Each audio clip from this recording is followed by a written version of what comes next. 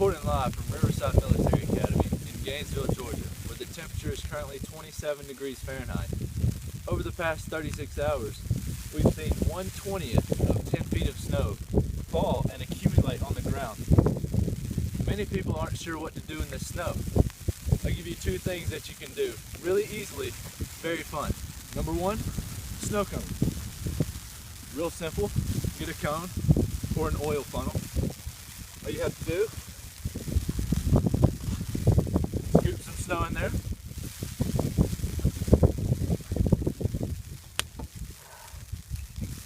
Get some flavor, in this case Hawaiian Punch Polar Blast, no pun intended. Pour some in there, just like that. Delicious and nutritious. You want to try to stay away from yellow snow though. Even though it looks like it's already flavored, you're not going to like the taste. Brown snow, it's okay. Good protein.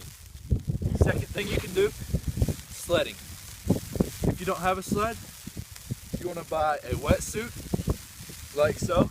Very snow dynamic. Okay, really move easily through the snow. And what you're going to do, you want to go down head first on your chest. It's the easiest way, and it's the way you can get the most speed. If you do get going too fast, that's where these toenails come into play.